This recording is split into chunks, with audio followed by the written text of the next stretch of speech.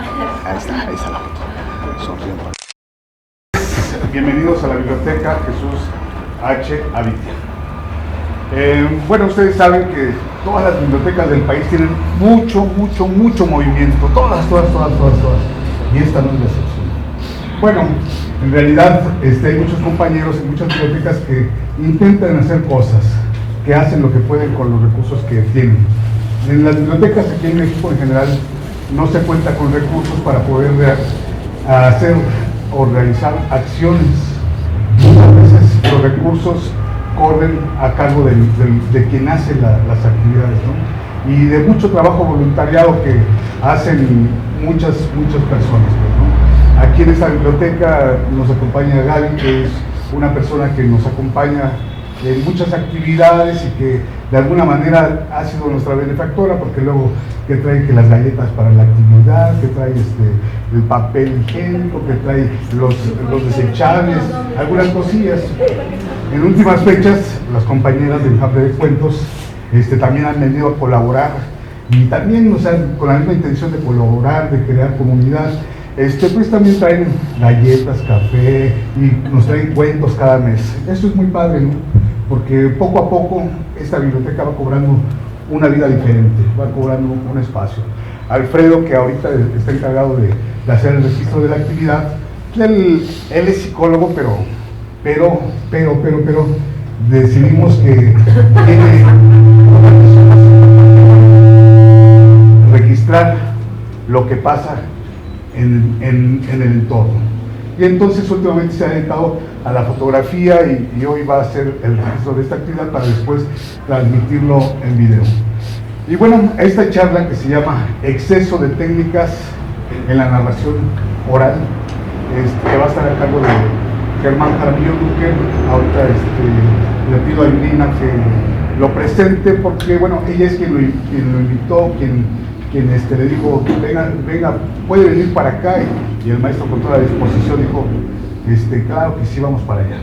Es un gusto poder echar a andar las mentes de las personas, que piensen, que reflexionen sobre el tema, y posiblemente de ahí surja algo más rico, ¿no? Los compañeros que trabajan aquí en la biblioteca, aquí se encuentra ahorita Ceni, Toledo, Humberto, por ahí que no, y yo les damos la bienvenida a la Biblioteca Jesús H. Avitia.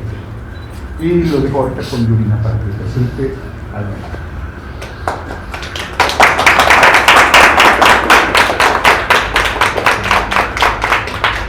Hola, buenas tardes.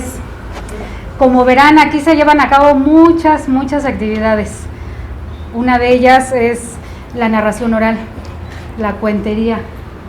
Y sí lo oyeron, ¿no? Es bien cuentero el maestro Gerardo.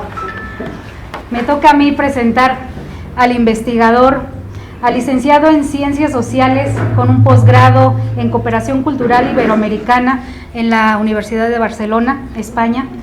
Premio de novela en Colombia 2003 por su novela en la que aborda el tema de la Guerra de Independencia de 1810, aunque él se considera un escritor desconocido. Bastante desconocido. Es creador del Círculo de Narradores Orales de Latinoamérica, Cirnaola. Director también del Encuentro de Contadores de Historias y Leyendas, que 2024 cumple 38 años de llevarse a cabo en Buga, Colombia, su ciudad natal. Y sí, mismos 38 años en los que ha promovido la narración oral. Y es por eso que hoy se encuentra con nosotros y es un honor recibirlo para que comparta su visión respecto al tema. Por favor, démosle un fuerte aplauso. Muchas gracias. Sí. Adelante, maestro. Muchas gracias. Bueno, pues muchísimas gracias por este recibimiento. La verdad es que a mí me va a pasar lo mismo que le pasa al protagonista de mi novela, que es el corolario de todo lo que les voy a contar aquí, que llegó a ser famoso sin darse cuenta, pero esas cosas ocurren. Pues a esta charla le han puesto el nombre o el título el exceso de técnicas en la narración oral, que además debo reconocer que fue un golpe de audacia de Yurina. A mí no se me había ocurrido, sinceramente. El concepto esencial sí, pero ese título tan agresivo, pero al mismo tiempo tan sugerente, no se me había ocurrido a mí. Fíjense ustedes lo que significa socializar las angustias. Habrá quien les pone el título verdadero. Me entusiasmé mucho cuando Yurina me dijo: mira, Germán, la charla se va a titular así. Y bueno, y de paso, pues habrá gente que se angustia porque uno está hablando mal de las técnicas, ¿no? Pero es que hay técnicas de técnicas, ¿no? Yo, por ejemplo, el sábado pasado tuve una caída en Morelia, por eso ando con un inmovilizador, y entonces me llevaron a tomar una radiografía, luego me llevaron a una traumatóloga, doctora, ¿no?, que se supone debe saber muchas cosas.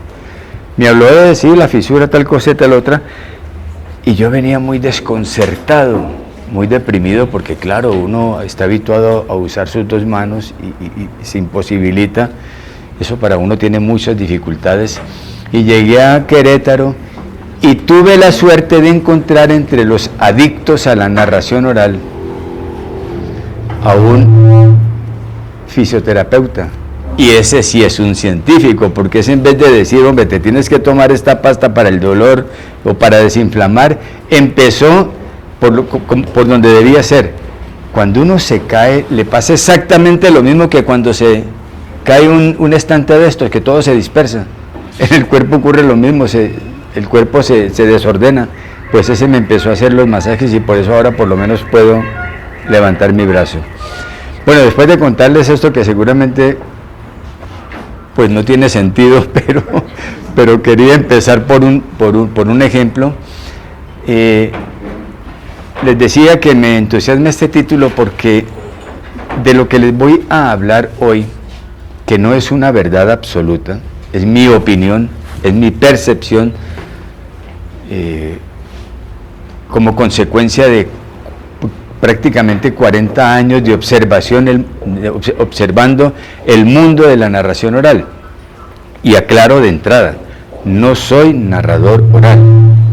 Luego, no estoy hablando mal particularmente de nadie porque tenga problemas de competencia. No, yo no soy narrador oral, yo soy promotor de la narración oral, y creamos en Buga un espacio que tuvo el siguiente origen.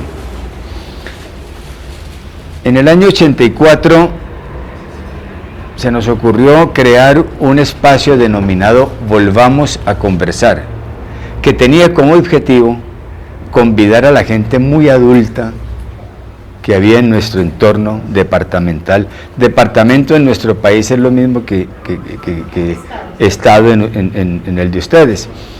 Entonces, el país había entrado en un proceso de urbanización muy agresivo, las ciudades estaban creciendo mucho y a los viejos se los estaban llevando sus hijos a las grandes ciudades.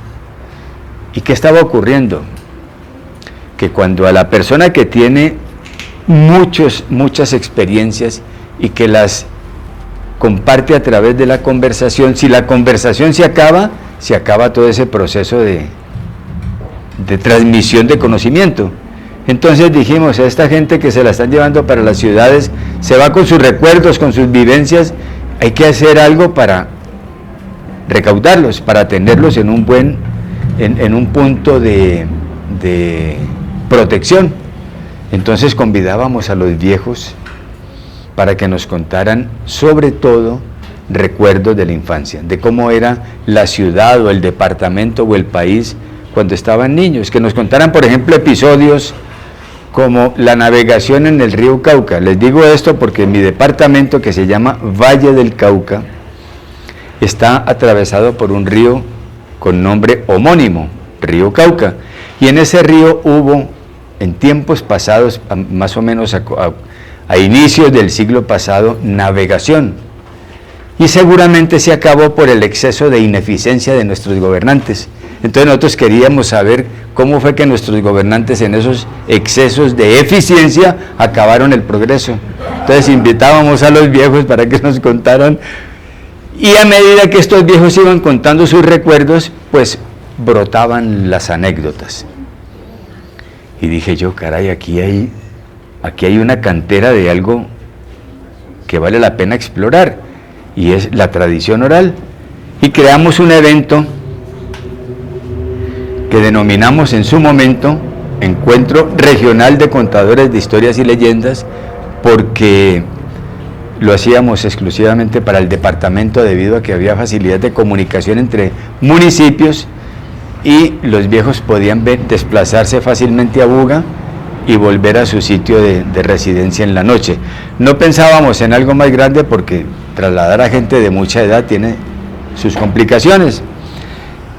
Y nos pasó algo que tengo que contarles porque también es algo, también es una contrariedad, también es un hecho inédito, porque no suele suceder en condiciones de coherencia psicológica, y fue lo siguiente.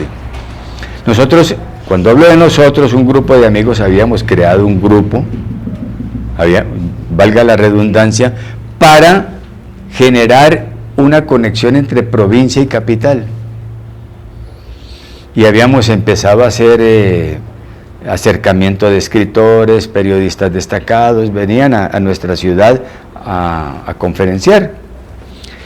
Y el Banco del Estado, que en su momento se llamaba Banco de la República, que es el mismo banco central de los países donde se acuña la moneda, donde se regula la economía, había creado una oficina denominada Subgerencia Cultural. Y como ya teníamos contactos en Bogotá, pues la Subgerencia Cultural del Banco de la República nos había enviado escritores, poetas, periodistas, como parte, pues para apoyar nuestro proceso, pero al mismo tiempo para ellos empezar a entrar en las regiones. O sea que teníamos contacto con la subgerencia. Un día pasó algo que yo todavía no logro entender, que un organismo del Estado le mande a ofrecer a uno dinero para hacer un proyecto cultural, porque nos llegó una carta del banco diciéndonos que tenían 1 millón de pesos para nosotros, 1984, era un dineral, 1 millón de pesos para nosotros que presentáramos un proyecto. Óiganme bien, es increíble, ¿cierto? Que un organismo del Estado haga eso, por favor. Nosotros no teníamos ningún nexo político con esa gente, pero bueno, seguramente se equivocaron. El hecho es que terminamos creando lo que ya pensábamos, el Encuentro de Contadores de Historias y Leyendas. Empezó el proceso. Por esa época ya en América Latina, sobre todo en países como México. México es un país muy importante en materia de narración oral porque ha tenido muchísimo desarrollo. Desde comienzos de los años 80 se ha venido gestando aquí un movimiento, y Argentina también. Mi país un poco, pero es que allí las cosas han agarrado otro rumbo, pero la solidez se la adjudico yo fundamentalmente a México y a Argentina. Pero en Colombia ya había gente que andaba por los pueblos contando historias, pero no existía en ningún país de Iberoamérica una convocatoria que les permitiera reunirse en un lugar específico a contar historias. No, era un oficio que se desarrollaba aleatoriamente. Entonces, como a la cuarta versión del encuentro regional, dije yo, no, esto hay que ampliarlo porque hay narradores orales en Colombia, vamos a invitarlos con la condición de que ellos vengan a Buga a contar relatos de tradición oral, porque el objetivo es mantener un espacio para recaudar toda esa información de la tradición oral. Entonces fue muy complicado porque mis paisanos tienen hace mucho rato enfocado el proceso de la narración oral hacia el divertimiento, a contar chistes. Y ahí me parece que el chiste, que una cosa es el humor y otra cosa es el chiste. El chiste tiene un inconveniente, y es que despacha al auditorio descargado de emociones, únicamente riendo, sin ninguna preocupación, sin ninguna reflexión, sin ninguna pregunta. Entonces, venían algunos, pero no fue muy fructífera la convocatoria nacional y se nos ocurrió hacer la internacional cuando llevábamos 7 años del encuentro. Y fue un éxito porque, como les digo, ya en países como México, Argentina, España, había florecido el proceso y entonces tuvimos participantes de México, Argentina, España. De México casi siempre van en mayor número, por lo que les digo, es un país que tiene un movimiento de narración oral muy nutrido, y que lo diga don Arturo Campos si es cierto o no. Aprovecho para saludarlo. Gracias por el saludo, maestro. Entonces, la actividad empezó a popularizarse. Y ustedes saben lo que ocurre con un producto que se populariza, ¿no? Todo el mundo se enloquece a hacer réplicas. Entonces, claro, también surgieron los que tienen la solución a todo, los milagreros. Y empezaron a surgir, a germinar las técnicas de la narración oral. Entonces le enseñaban a la gente cómo moverse, le enseñaban a la gente cómo gesticular. Y desde mi punto de vista considero que se empezó a crear una jerarquización que suena un poco perjudicial en una actividad como la narración oral, porque todos somos narradores orales. Esta mañana Juan, el funcionario aquí de la biblioteca, me hacía una pregunta acerca de cómo ser un buen narrador oral. Le decía yo, pues Juan, practique, porque usted es contador de historias desde que empezó a hablar. Practique. Entonces, empezaron a germinar todas estas propuestas y yo, como observador, tuve la oportunidad de encontrar en nuestro encuentro ejemplos de cómo esto,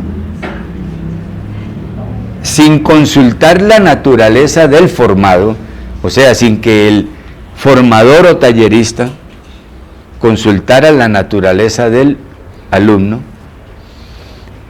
se iban a cometer muchísimos desaciertos que culminarían en malograr a mucho narrador oral con potenciales heredados por naturaleza. Bien, esta charla está más o menos diseñada para 1 hora, pero esta sí es una crítica que les tengo que hacer a los organizadores. Los discursos no se pueden limitar en el tiempo, porque depende del entusiasmo. Bueno, como este no es un discurso político, yo no me voy a alargar, porque además no vengo a prometerles nada. Entonces voy a decir exactamente lo que tengo que decir. Espero que dure media hora o un poquito más, pero no los voy a agotar. Entonces, todas las observaciones que yo había hecho a lo largo de 40 años escuchando narradores orales, además en ese proceso que realizamos de Volvamos a Conversar, que fue mucho el relato de tradición oral que recuperamos a través de entrevistas, descubrimos el potencial que tiene el narrador oral natural, los grandes conversadores de los pueblos. Y entonces yo empecé a ver en Buga a gente muy adulta que iba y empezaban a moverse de una manera que, dígame por Dios, ahí sí me voy a parar, es que yo no puedo. Entonces llegó una vez a Buga un señor de un departamento limítrofe con Venezuela y empezó a contar una historia y hacía estas cosas. Oiga, la verdad, yo no entendía qué quería significarnos Toto Villamizar, tal es su nombre. No, era su nombre porque ya murió, con esas monerías. Pero por hacer estos paréntesis, omití decirles algo, y es que jerarquizaron a la narración oral inventándole nombres distinguidos. Por ejemplo, narración oral escénica. Porque claro, si yo me trepo en esta mesa, sin lugar a dudas, en el auditorio se va a generar una sensación como de distancia entre ustedes y yo. Porque eso es inevitable, es que la ideología es algo subliminal, algo que uno no capta conscientemente, pero está allí. Las emociones se generan porque hay ideas que están trabajando sobre los individuos. Entonces eso de haber creado jerarquizaciones empezó también a incrementar el mercado de los talleres y a convertir a los narradores orales prácticamente en seres elegidos. O sea, había unos dotados por la divina providencia para contar historias y otros dotados por la naturaleza. Perdían estos últimos. Claro, es que el clero nunca pierde. En fin, después de estas observaciones, una vez llegó a Buga un hombre de una población cercana a nuestro municipio, llamado Ramón López. Ramón López era conocido en su pueblo con el remoquete de kilovatio, el apodo de kilovatio. Y les voy a contar por qué. Ustedes saben que la unidad de medida de la corriente eléctrica es el kilovatio. Y en Colombia, aquella persona que conversa mucho, que es muy entusiasta y es muy animado, le dicen que bota corriente. Entonces a Ramón López le pusieron el remoquete de kilovatio porque era el que contaba historias en todo el pueblo, se conocía la historia de los principales del pueblo, y en los velorios, que son fiestas disimuladas, contaba la historia del pueblo alrededor de la historia del muerto. Kilovatio era el putas contando historias. Ya les voy a explicar quién es el putas. El putas en Colombia es como decir aquí el mero mero, el chingón, para que se vayan dando cuenta. Entonces cuando uno quiere decir que ponerle magnitud a algo, dice, ese tipo tiene más plata que el putas. Oiga, ese hombre es más macho que el putas, ¿sí? Entonces cuando uno estaba así llevado del diablo con muchos problemas, dice, mire, no me hable que estoy llevado del putas. Aquí no existe el putas, ¿cierto? Claro que sí, el chingón o el mero mero. Entonces, cuando yo vi a todos estos hombres, aparte de otros, porque el encuentro nuestro ha tenido una característica, y es que a él acuden mucho personas mayores, porque hay mucho docente jubilado que ha tomado la alternativa de la narración oral porque ha descubierto una vocación y lo hacen muy bien, nosotros le abrimos espacios a estas gentes que no tienen cartel porque queremos mantener un nivel de integración que cautive. En nuestro evento no hay invitados especiales porque todos son invitados especiales, todos los que van. Y les decimos, escúchennos por favor. Aquí no hay estrellas porque ellas tienen su sitio en el firmamento mientras ustedes cuentan aquí en la tierra. Así es que el que quiera aplausos, conquístelos, porque nosotros no les vamos a hacer ninguna artimaña para que aplaudan más a uno que a otro. Entonces, después de ver a esta gente y de escucharla, a mí me empezó a aparecer como una angustia existencial, que es la que uno empieza a sentir como escritor cuando tiene algo por decir y empieza uno a arreglarlo, acomodarlo. Y un día me senté y esto salió en Desbandada. En Desbandada salió esa novela y le titulé La última historia. Y me basé fundamentalmente en kilovatio, porque una vez, supuestamente, llegaron unos muchachos de la universidad y de la capital, además, que en las capitales es donde la gente sabe de todo. En provincia la gente no sabe de nada. En América Latina, pues, ¿no? En América Latina lo que no se haga en capital no vale. Y si es de la capital sabe mucho, si es de la provincia no. Entonces la gente de la capital viene y enseña. Y vieron a Kilovatio contando. Se le acercaron y le dicen, no, Kilovatio, vos tenés que profesionalizarte. Entonces a Kilovatio eso le sonó como raro. Un hombre que con 60 años de vida y contando historias en su pueblo a lo largo de 40 o 50 años, ¿sí? Pero le insistieron tanto que terminaron alentándole aquella trampa del ser humano que se llama ego, que nos lleva a abrazar el contagio y no la vocación. Kilovatio terminó yéndose a la capital, a un centro de formación de narradores orales que le indicaron, al cual lo invitaron. El director de ese centro, que también lo tengo ubicado, no voy a decir su nombre porque yo no me quiero meter en líos, porque es uno en particular, pero hay otros que lo están tratando de emular. Este hombre vestía de negro. Bueno, tampoco puedo seguir dando detalles, ¿no, Arturo? Porque entonces el alumno que llegaba, recién llegaba, lo único que podía ver del maestro eran sus manos, que se las pasaba debajo de una mampara, y era por tramos, ¿no? Primero pasaba esta parte, luego esta, y para poderlo ver definitivamente en su totalidad tenía que convertirse en un profesional de la narración oral. Bueno, Kilovatio empezó a trabajar, y en el centro existían diferentes etapas de la formación, cada una de ellas relacionada con una parte del cuerpo. Entonces había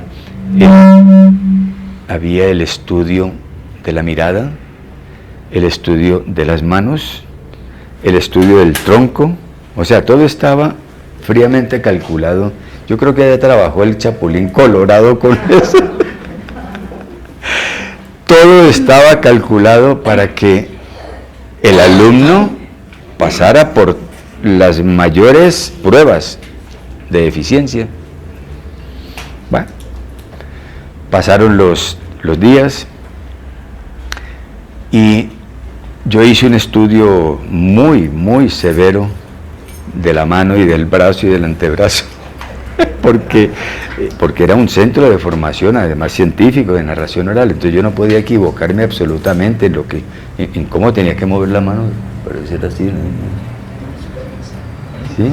Cómo debía acompañar cada palabra, aunque ni supiera qué significaba eso. No, la palabra tenía que acompañarla de un gesto para darle fortaleza. O sea que allí el relato no era lo importante, sino cómo se movía el monigote. Bueno, pasaron el tiempo, no sé, la verdad, no sé cuántos años pasó Kilovatio ahí, porque la última vez que yo hablé con él para entrevistarlo,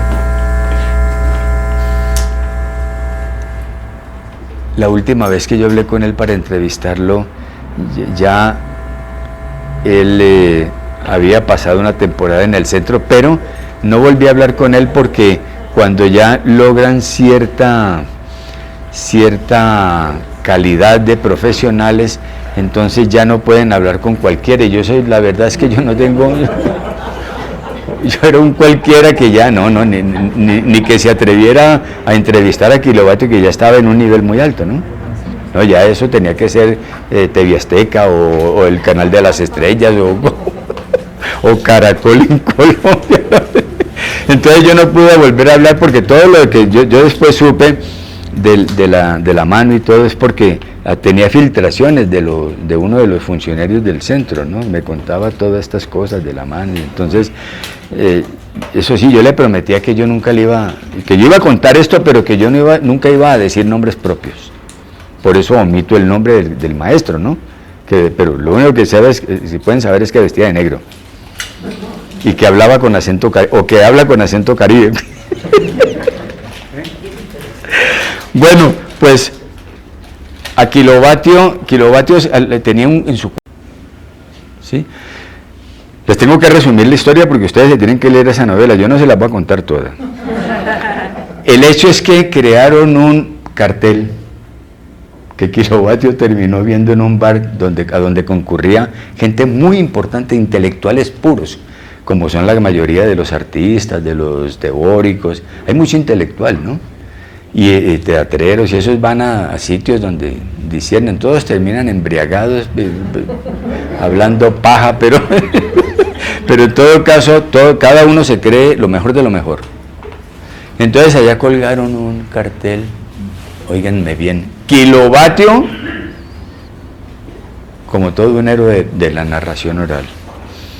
Él no entendía de dónde salía eso, pero él dijo, no, esto tiene que ser cierto.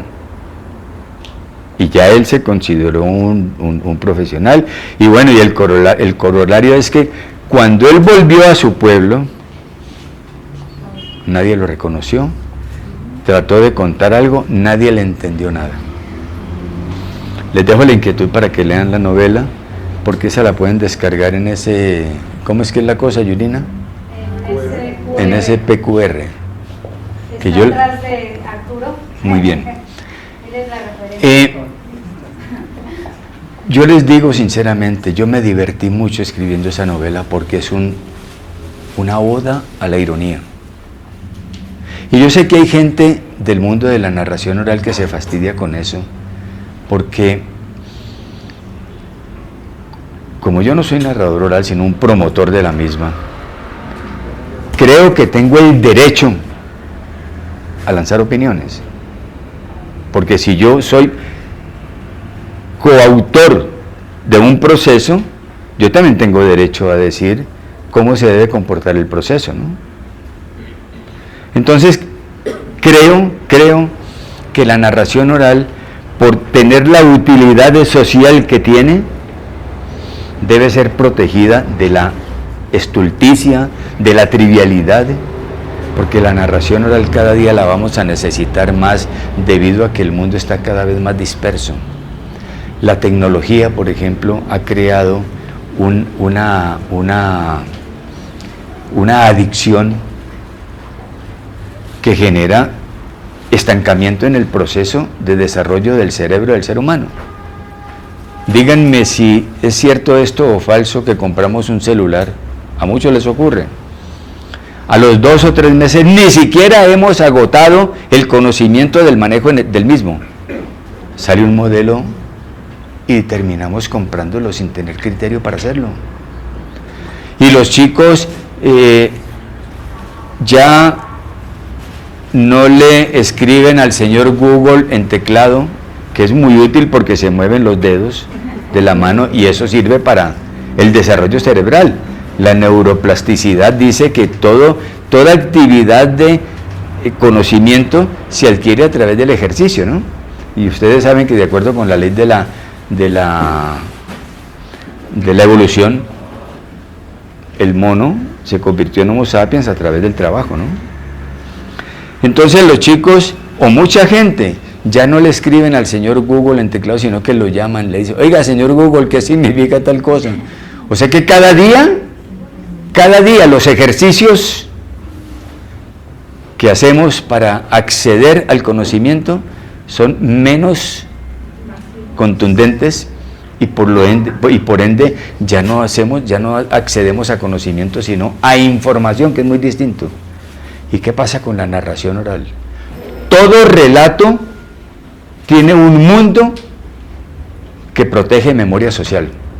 Cuando a uno le cuentan una historia, de alguna manera lo remiten a algo que seguramente ha ido olvidando con el tiempo.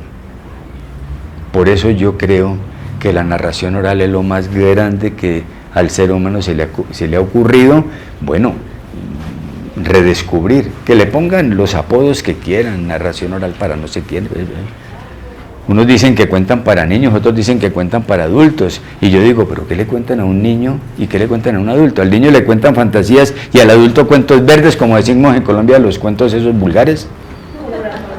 Cuentos verdes, sí, cuentos para adultos, y entonces tienen que hacer reír al adulto contando cuentos picarescos, ¿no? Cuentos verdes, que ni siquiera son picarescos, ¿sí? Y que ese es uno de los grandes problemas que está atravesando el proceso de la narración oral, porque hay sitios en donde esto lo han convertido en trivialización pura. Pues yo creo que les termino ahí, porque si no, ya esto se vuelve muy problema. Yo no sé si Arturo va y les cuenta ya, o Diego también va y les cuenta a los amigos de la narración oral que yo estoy aquí denostando. Arturo, no he dicho nada en contra de nadie, ¿cierto? No he mencionado un solo nombre, ¿no? Nos da a entender que ya sabemos a quién se refiere, pero no.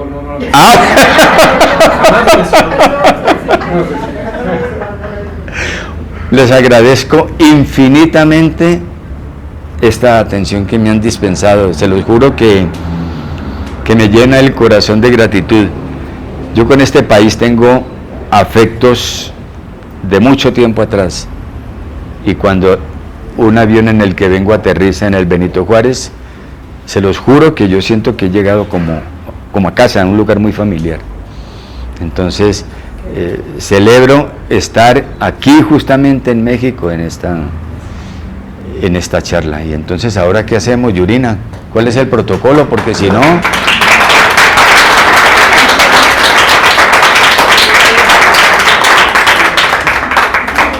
Yurina, si no hay protocolo, no hay desarrollo. Ah, eso sí. Fui por el protocolo.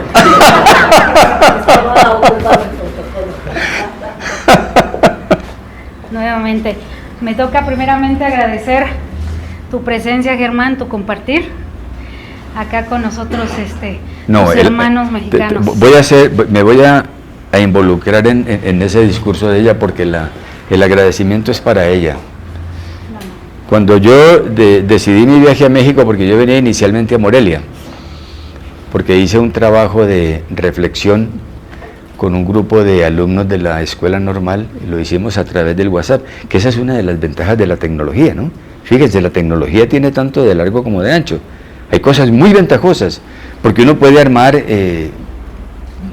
espacios para compartir conocimientos durante un tiempo a través del WhatsApp. Entonces tenía que llegar a Morelia, y dije, no, pero yo quiero entrar a otros espacios para hablar. Hablé con Yurina, que estuvo en nuestro encuentro en Buga, y ella fue quien armó todo este espacio. Admirable, porque sé que toda la gente que está aquí definitivamente anda detrás de algo en esto de narración oral, y veo caras muy convincentes, y es a ella a quien debo agradecer. Sigan. Bueno, y también agradecer a todos los amigos de la biblioteca, Jesús Achavitia, Gerardo, muchas gracias, Juan, Alfredo, que como le decía en la mañana a Germán, a veces uno pide un vasito de agua y te regalan una caja de refrescos, ¿no? Sí, y ese fue el caso de Alfredo. Muchas gracias, Alfredo. Amigos, compañeros también de aquí, de la biblioteca, que acudieron, amistades, y todos ustedes interesados. Gracias, Gaby, gracias, ya, todos. Muchas gracias por este acompañamiento, por acudir a este llamado, que era, a título personal, un tema muy interesante de abordar, de debatir en estos tiempos. Y no, esto no acaba, por favor. Ahorita es el momento para ese intercambio de ideas que tengamos, porque claro, sí, nos saturó el oído tal vez, pero hay que verbalizarlo, y compartiéndolo se hace más grande esa idea. Ahorita vamos a degustar mezcal. ¿Por qué mezcal, Germán? Por favor. Miren, yo solo me tomo 2 copas de licor el fin de semana, los sábados. Es la única religión que tengo, para que no vayan a creer también que soy ateo, ¿no? Yo también tengo mi ídolo. Y solo 2 copitas los sábados. Y después voy a comulgar, ¿no? ¿Saben por qué? ¿A qué se debe mi vocación por el mezcal? mi respeto. Ahora me preguntó Juan, porque traíamos el equipaje en la bodega del coche de Yurina, me dijo que si tenía algo de valor, y le dije, señor, tengo 2 litros de mezcal en la mano. A ver qué tanto saben ustedes de la grandeza del pueblo azteca. Cuando llegaron los españoles ya existía la felicidad en México. ¿Por qué? Porque ya producían mezcal. No era solo pulque, no, fíjense ustedes. Entonces hay que valorar eso. Sí. Y sí, la propuesta, Arturo, perdón que te robe la palabra. La propuesta es esa. No, como dijo Germán, ¿no? Al principio, él no tiene la verdad absoluta. La verdad la construimos todos. Y es en ese sentido. Pregunta, ¿no? Que si se va a abrir esa preguntas y respuestas. ¿Qué les parece? ¿Por qué no mejor lo compartimos todo así informalmente con un trago de mezcal? Yo no le, perdón, que creo que no mencioné el título de la novela, ¿cierto? No. La última historia, de titular. Y ya sabe que la pueden descargar allí, ¿no? Mientras en lo que viene la ronda, ¿por qué no van descargando la novela para que la tengan ahí a la mano? Y claro que sí, acércate. Y pueden replicarla. Nos mandan los honorarios a Colombia. No, la idea es que la compartan, ¿no? Si les gusta, si creen que valga la pena, porque esta es la experiencia mía, la percepción que he tenido sobre el movimiento, pero yo no, en ningún momento quiero decir que yo tenga la verdad absoluta, ¿no? Es un concepto con base en un proceso de observación. Maestro Germán, a usted, por ejemplo, ¿qué narrador le gusta? Por ejemplo, un ejemplo de alguien que usted admire, de los narradores con los que usted ha podido convivir o ha visto. Pues yo no le diría nombres, pero sí le digo conceptos. Me gusta el narrador natural. Y esa es una ese es uno de los requisitos que nosotros le ponemos a la convocatoria. El narrador natural. ¿Cuál es el narrador natural? Aquel que conserva la mayor parte de sus atributos, ¿no? ¿Sí? Porque hay gente que cuenta una historia sin haber ido nunca a nada de formación y lo hace con mucha maestría.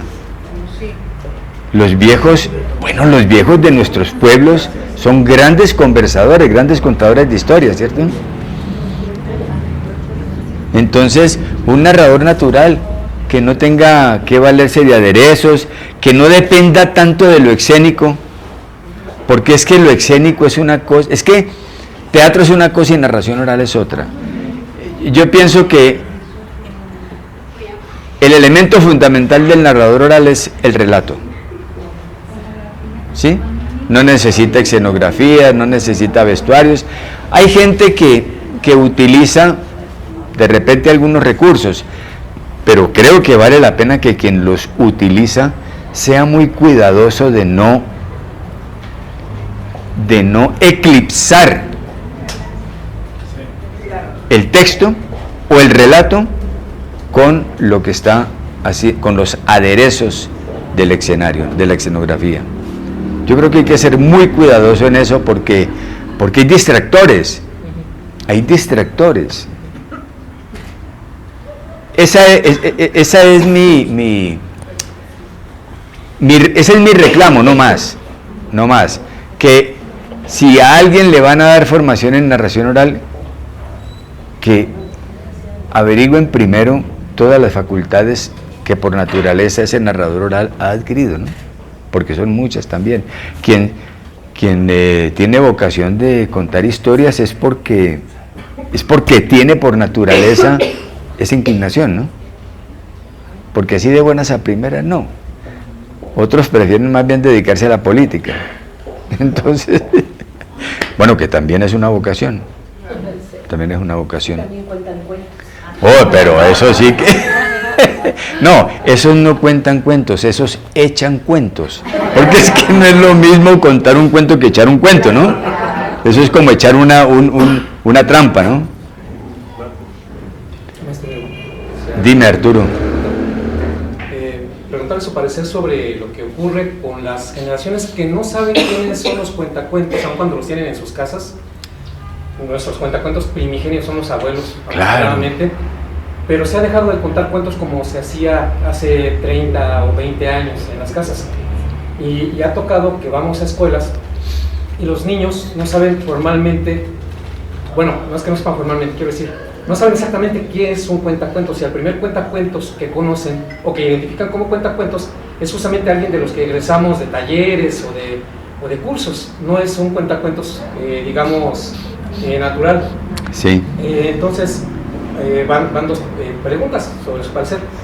¿Cree usted que es favorable este primer acercamiento a la narración oral cuando el que es quien comparte el cuento es una persona quizá ajena a la comunidad, quizá ajena a los relatos de tradición oral de ese espacio, que es alguien invitado con toda la buena intención, pero que en este caso, retomando el tema de su conversación, alguien que está más fundamentado en demostrar técnica, en compartir historias, ¿es de todos modos un buen acercamiento o mejor invitar a abuelos y después invitar a esos cuenteros que egresamos de talleres? Y la otra es que platicaba alguna vez con algún compañero, si es pertinente, yo tengo mi postura, pero le voy a preguntar a usted, que a los niños, antes de que se les comparta el trabajo de un cuentacuentos, se les dé talleres de cuentacuentos, aun cuando quien les da esos talleres no sean cuentacuentos formales, sino que se les haga contar cuentos para que cuando llegue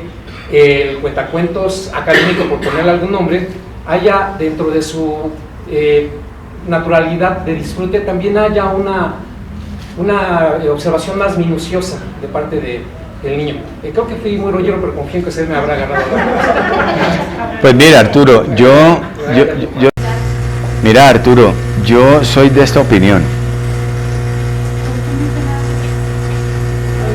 Cuando vos llegas a una comunidad donde encontrás al conversador nato, no le llamemos narrador oral, pongámosle conversador nato, que es el que te cuenta historias y tiene su manera de gesticular y de escenificar también, porque se para y hace cosas, ¿no? Eso es parte de la naturaleza del ser humano, es que somos actores, todo el tiempo estamos actuando de alguna manera, porque cuando hablamos, gesticulamos y toda la cosa. Para mí es inconveniente, porque quien ejerce una actividad tradicional,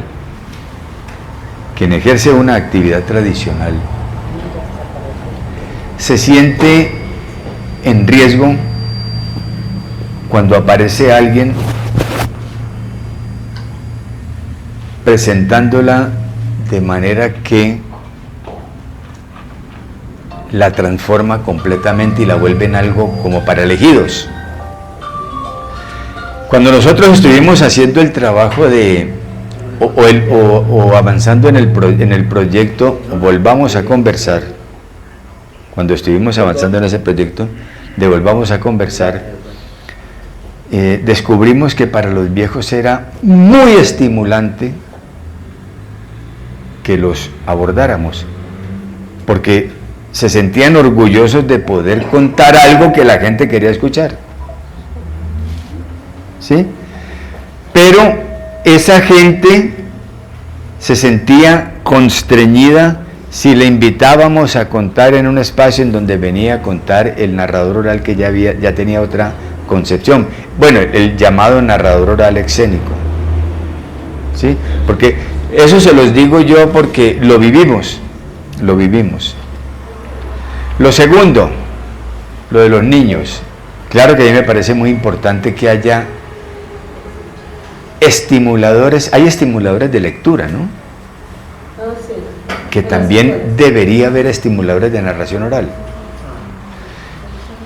Ahora que estuve en Morelia, en la charla final con los alumnos con los cuales estuvimos en un proceso de autorreflexión durante 2 años y medio, les proponía yo que hicieran un trabajo en sus comunidades. Michoacán es un estado que tiene mucha mucha tradición oral, ¿no? Porque hay varias comunidades.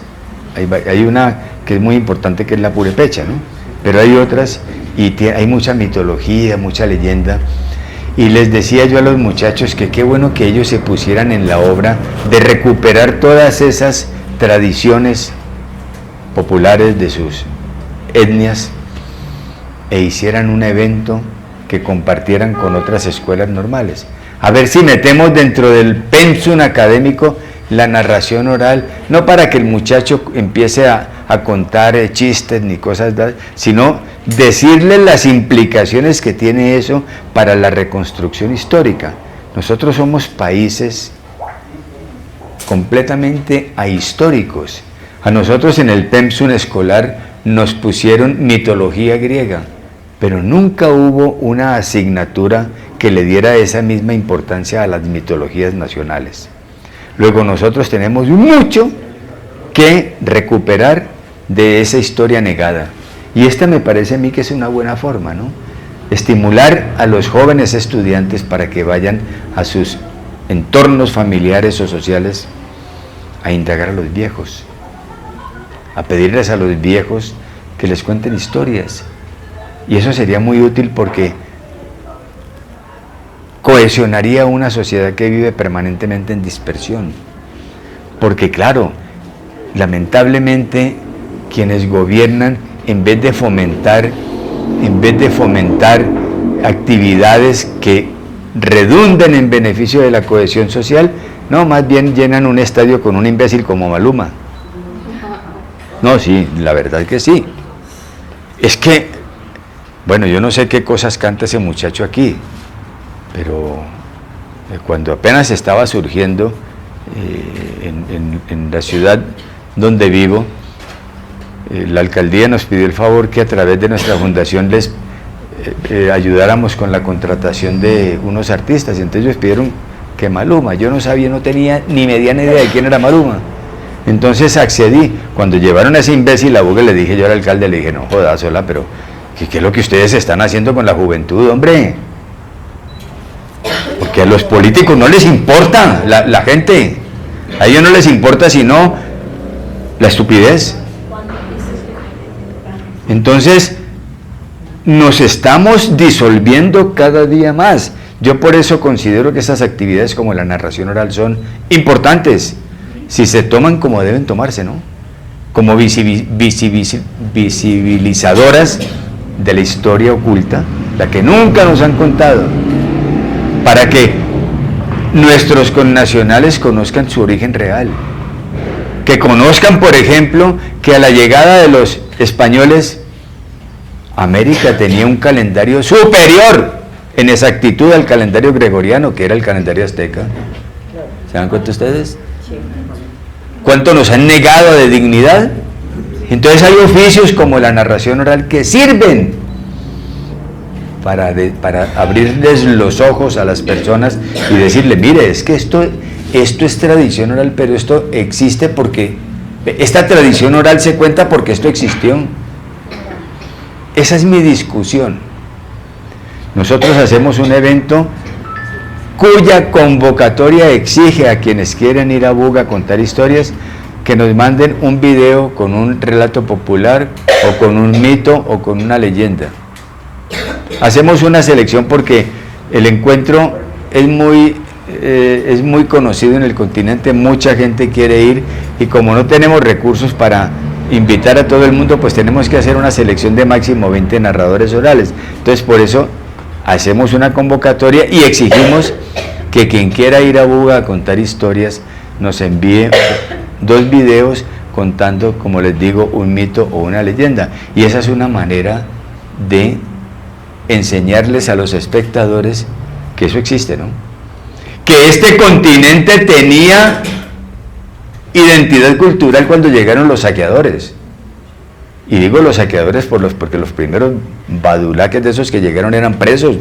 Claro, como no sabían exactamente a dónde iban a ir, ya cuando la corona descubrió que esto era un emporio de riqueza, y sí sacaron a todos esos bandidos, yo no sé a dónde se los llevarían. Entonces ya empezaron a llegar como siempre ocurre, ¿no?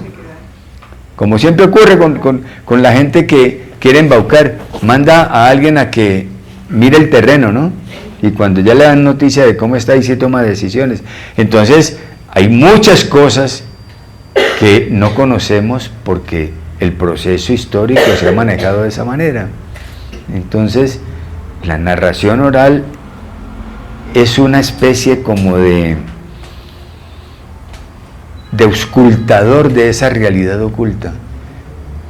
Y en esos relatos tradicionales, Arturo y Diego, hay mucho que contar, ¿no?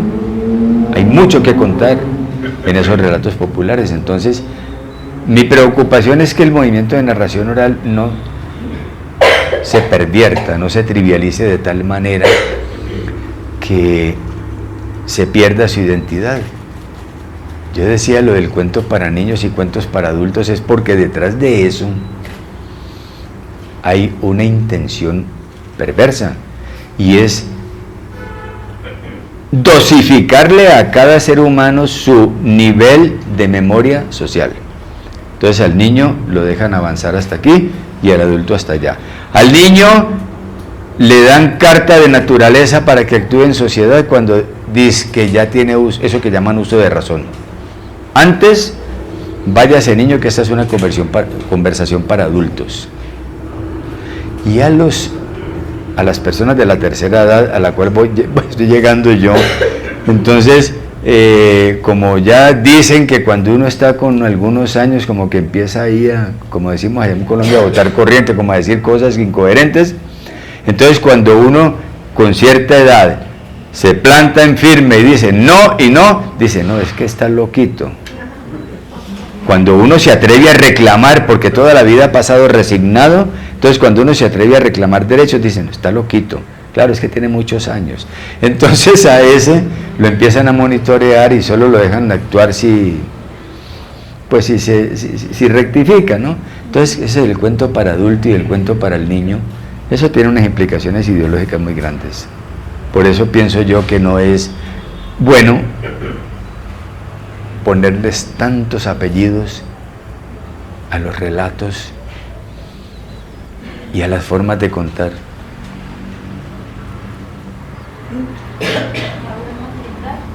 ¿Cómo? Ah, sí. Acá tienen una pregunta. ¿Quién ya se adelantó para rellenar? Bueno, yo creo que el niño es una Disculpen, escuchamos a... Creo que el niño desde pequeño es un gran narrador. Le gusta. Sí, señora. Le gusta contarnos sus sueños, sus historias. A veces se le pone de su cosecha, en fin, ¿no? Ahora, mi pregunta ¿es conveniente al niño introducirlo? Bueno, no primero, pero para fortalecer esa narración en la lectura. ¿En la lectura? Ajá. Claro, porque eso le da herramientas, le da elementos de juicio y además tema. Fíjense que hay un sector del movimiento de narración oral que está muy dedicado al relato de la literatura. Los argentinos y los uruguayos lo están haciendo mucho, ¿sí? Ahora vienen al encuentro nuestro este año, vienen unas uruguayas, es un número grande, son 9 personas, nosotros les dijimos, les abrimos el espacio en el evento, pero no podemos invitarlas a todas con recursos nuestros, entonces invitamos nada más 2 y el resto paga su estadía, ¿no? Pero eso queda claro en las condiciones, ¿no? Porque quieren venir a presentar su experiencia, porque han hecho un trabajo de narración oral partiendo de la literatura universal. Y a mí me parece eso muy importante, porque si el niño o el adolescente escuchan un relato y quien lo está contando dicen, este cuento es del autor tal y tal y tal, eso es una manera de estimular la lectura, ¿no? Porque si al joven y al niño le gustan, entonces le van a dejar un referente, ¿no? Ah, es que eso es un cuento escrito. Y dice, voy a buscar.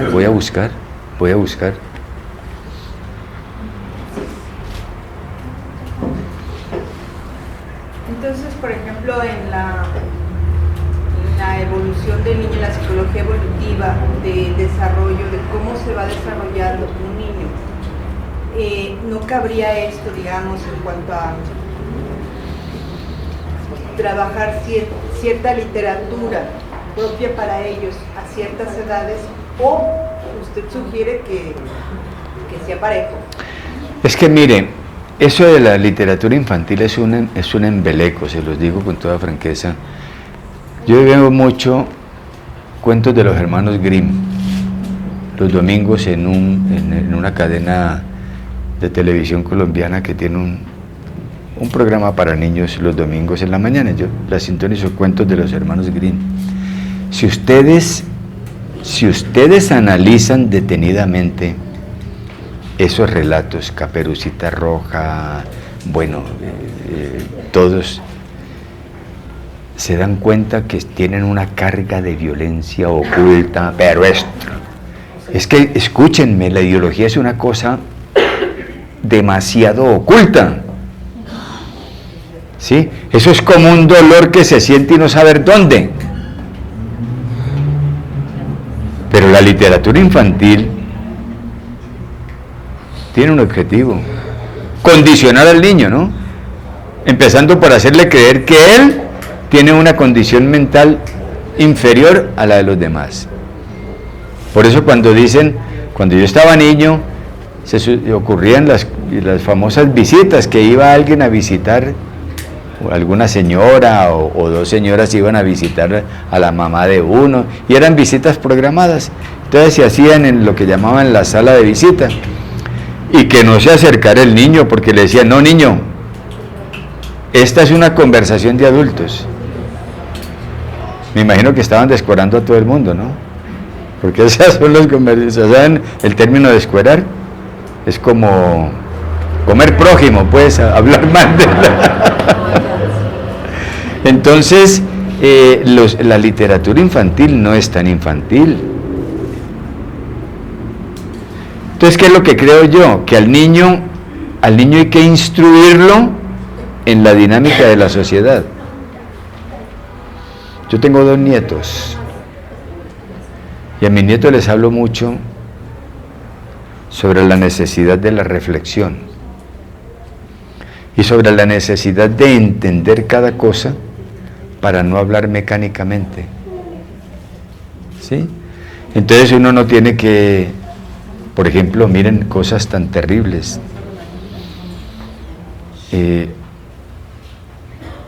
Cuando estábamos adolescentes, a toda la evolución de la mujer le llamaban enfermedad. No sé si aquí ocurría igual.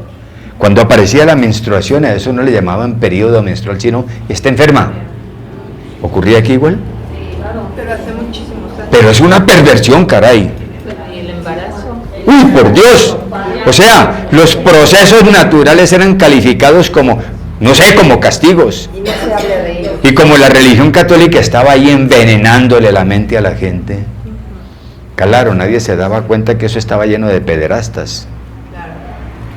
Fíjense ustedes todas las mentiras que hemos vivido. ¿Por qué? Porque no había narradores orales, Arturo. Si en esa época hubiera narradores orales, tenían descuerado a todo el mundo. ¿Saben lo que es descuerar, no? Hablar mal de él, o hablar sobre la realidad. Entonces, cuando uno pregunta qué son cuentos para adultos y cuentos para niños, claro, cuentos para adultos, eso sí lo sabe uno, que son los que llamamos nosotros cuentos verdes, que son cuenticos vulgares, que todos terminan en una vulgaridad, ¿no? Entonces, esa es una manera de dividir a la sociedad para que haya dosificación en la memoria colectiva. O sea, que no todo el mundo se acuerde de lo mismo, para que no haya unidad de criterio y en consecuencia no haya una sociedad que reclame sus derechos, que exija. Hay mucha cosa que desconocemos o que no identificamos porque forma parte del lenguaje subliminal. O sea que las dicen y es el inconsciente el que las capta. Y claro, el inconsciente está ahí en la trastienda del pensamiento, ordenándole a uno actos de los cuales uno no es absolutamente nada consciente. Uno actúa en mucho de manera inerte, automática, por pura inercia, por pura repetición. Y el lenguaje, por ejemplo, el lenguaje tiene historia. Yo creo que un narrador oral debe ser muy cauteloso con el lenguaje que emplea, porque a veces se dice una palabra en medios en los que no sabe el narrador oral qué vaya a significar realmente. En boga estuvo un español contando historias, y estaba contando una historia, y yo lo veía ya como en las 3/4 partes de la historia como muy incómodo. Claro, no produjo el efecto que él esperaba producir porque empleó un término que nadie conocía. De allí que yo, como promotor de la narración oral, le sugiero al narrador oral que cuando lo inviten a un evento fuera de su entorno, no deje duda alguna acerca de las expresiones de qué significan en ese entorno, para que pueda cambiar el lenguaje y emplear los términos que necesita para ser comprendido. Pero claro, es que como no somos sociedades que planifican, que analizan, que reflexionan, entonces a veces tenemos la idea de que en toda parte se habla igual, o que la vida es igual en toda parte. No, existen las variables. Entonces, todo esto se hace es con la intención de sectorizar a la sociedad. Porque, sí. Yo le quiero preguntar, ¿está usted de acuerdo en que la narración oral es atemporal e inespacial? Porque pues, podemos hablar como narradores de las épocas pasadas, o mitos y leyendas de épocas remotas, desde el origen del hombre, pero también del rescate de las leyendas, de los mitos que se dan en estas sociedades modernas. Y me parece, no sé si está usted de acuerdo, en que también son inespaciales, porque hay leyendas aquí, en Canadá, en Colombia, en todo el mundo, y estas pueden ser tomadas por cualquier narrador en cualquier época, en cualquier contexto social y en cualquier momento histórico. ¿Está usted de acuerdo en ello? ¿O le parece que nada más se debería concentrar el narrador en mitos y leyendas del pasado? No, porque es que la sociedad evoluciona, ¿no? Exactamente. O sea, los relatos no solamente son antiguos, es que la tradición oral se está formando día a día, ¿no, Arturo? Se está formando día a día. Mira, lo que esto mañana es tradición oral, de acuerdo como lo cuenten, ¿no? Entonces, la función de un narrador oral es escudriñar todo lo que ocurre en la sociedad, porque tiene un compromiso muy grande con la protección de la memoria social. ¿Por qué razón? Porque cuando alguien cuenta una historia, remite al oyente a muchas circunstancias que ese oyente ha vivido y que a lo mejor ha olvidado porque ya no se repiten las acciones, ¿no? Pero es que recordar el pasado es importante, no por romanticismo, sino porque muchas cosas no las hemos resuelto en el presente porque no tenemos antecedentes del pasado. ¿Sí? Gracias. Con mucho gusto. Sí, yo estoy de acuerdo con lo que usted dice, nada más que sí me movieron algunas preguntas de los compañeros. En primer lugar, yo creo que el niño escucha y siente y todo desde 0 años hasta que fallece, ¿no? Al niño, al contarle cuentos, hay que seducirlo y no hay que decirle, no, es que teóricamente y te voy a dar una introducción de lo que es una historia. Eso es absurdo. Simplemente se cuenta con amor, con pasión y por ejemplo, sí, los de la tercera edad tenemos muchos oídos sordos y muchas veces no nos quieren. Pero también hay otros de la tercera edad que no saben contar cuentos, que no les interesa para nada. Entonces yo pienso que la labor que están haciendo ustedes como narradores es sumamente importante. Claro. Porque hay niños que en su casa o en su escuela no tienen quien les cuente cuentos.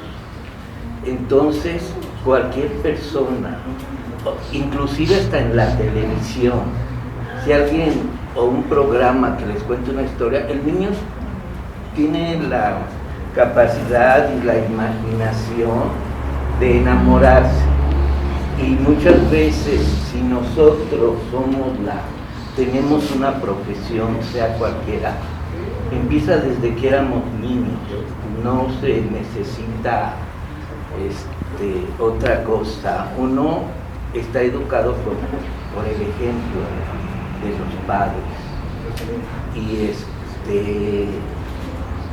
sí es necesario tampoco idealizar a la mujer, sí comunicarse y atenderla y todo, pero hay ancianos que no les importa contar. Entonces ustedes son los que tienen que hacer ese trabajo, porque es difícil. El maestro también puede tener muchas armas, pero algunos son excelentes cuentacuentos y otros no. Y también si están aquí ustedes es porque aman la narración oral y la quieren, podrían estar haciendo otra cosa. Yo, como dijo el maestro, no teoricen tanto, háganlo con pasión, vívanlo. Y simplemente ustedes saben que cuentan una historia porque se enamoraron de ella, ¿no? Y entonces sí es un trabajo muy arduo porque se tienen que mover para todo. También debe de haber una ética del narrador, y esta ética pues la tenemos que llevar y listo. No se necesita, como dijo el maestro, ni hacer voces ni para contar una bella historia, si la siente uno, si se la imagina uno. Hay personas que sí tienen mucha técnica y lo hacen muy bien, y tienen una técnica tan especial que lo hacen fabuloso. Hay otros que no tenemos esa técnica tan buena y que somos más teatreros, contamos porque nos gusta. Tienen que buscar ustedes cómo se sienten mejor. Si tenemos pena porque cargamos mucho postales con cosas muy difíciles y muchas veces eso no nos permite abrir. Entonces es muy difícil. Trátense de conocer a ustedes, de aceptarse y de narrar y contar con el alma, con el corazón, a pesar de eso. Pero a un niño no hay que darle clase. El ejemplo y lo que sienta, él lo va a retomar. Bueno, pues fíjense ustedes que acaba de hablar la sensatez, ¿no? Es el fruto de todo un proceso de reflexión acerca de un tema que ya en cierto momento uno entiende de otra manera. Les voy a contar una anécdota sobre los excesos, no solo la narración de las técnicas en la narración oral, sino el exceso de entusiasmo. Es que todo en la vida debe tener un equilibrio. Si no hay equilibrio, no hay desarrollo, ¿sí? En esas romerías que hacíamos al comienzo del evento que hacemos en Buga, que íbamos a los pueblos a buscar viejos para invitar a Buga, descubrimos un hombre en un asilo, en una población pequeña, en el departamento del Valle del Cauca, una población de pocos habitantes. Este hombre se llamaba Luis Eduardo García, un hombre que vestía de una manera muy propia de su cultura, vestía carriel. ¿Saben ustedes lo que es un carriel? Sí. Un carriel es como un bolso que se hace en una región de Colombia que se llama Antioquia, y es típico de esa región de Colombia. Entonces, esos viejos paisas antioqueños usaban carrieles, les llaman paisas.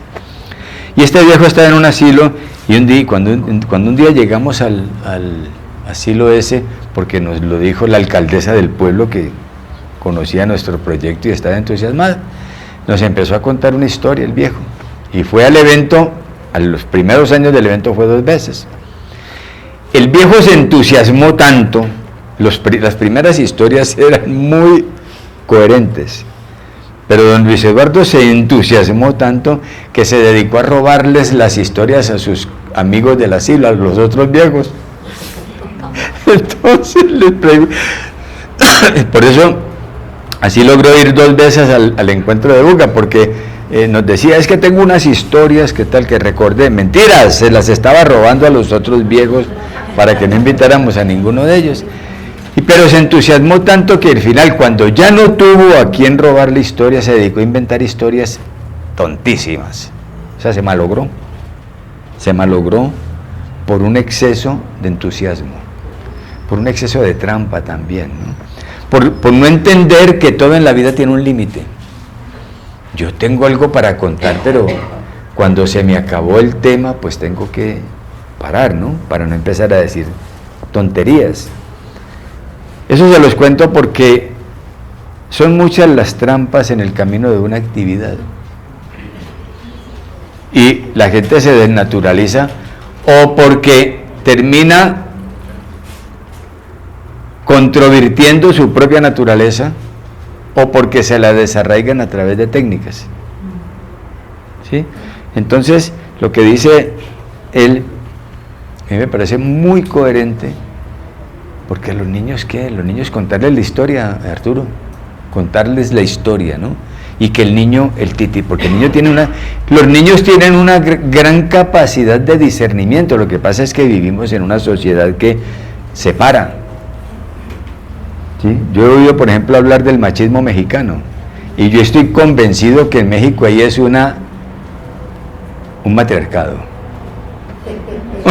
En México hay una ginecocracia, como se llama el poder de las mujeres, pero les hicieron creer a los señores mexicanos que ellos eran los que, todos los de América Latina, porque el símbolo es el mismo. Entonces, son muchas las cosas que nosotros creemos de una manera y que son de otra.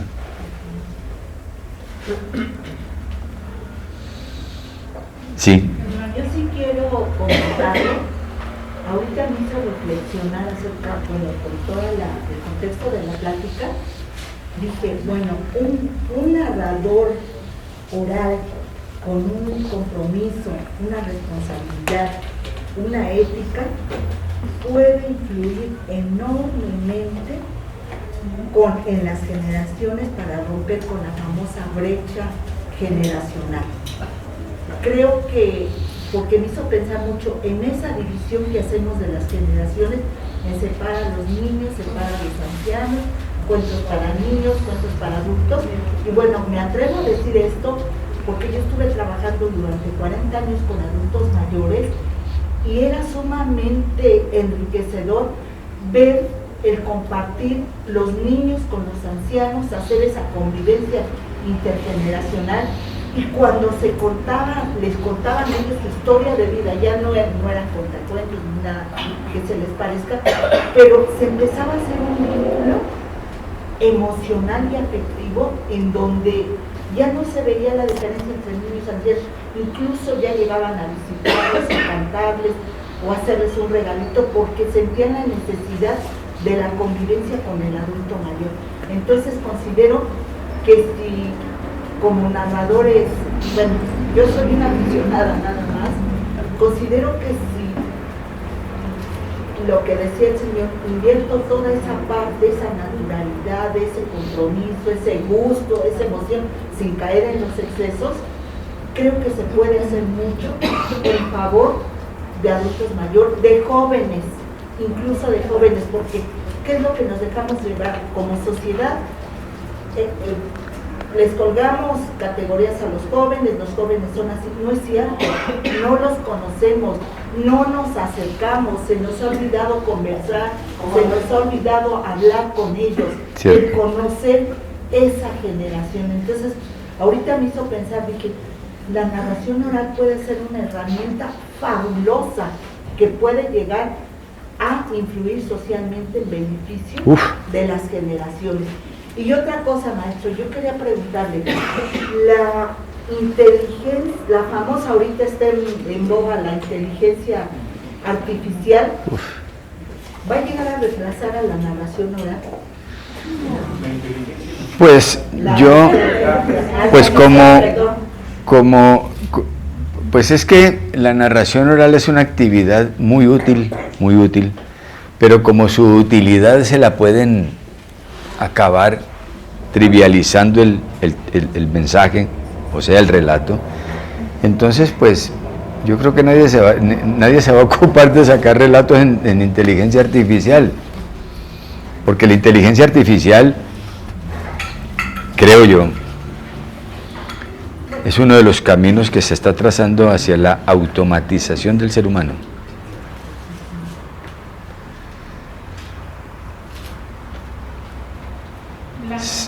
Si nosotros tenemos una